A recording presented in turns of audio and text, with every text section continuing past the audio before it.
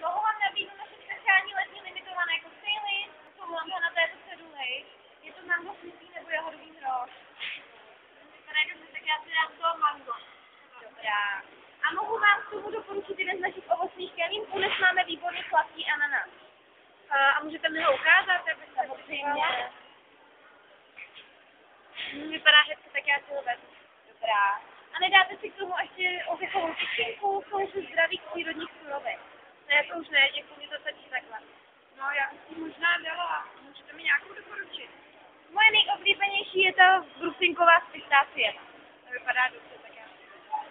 Dobrá. Ještě nějaké nasysání?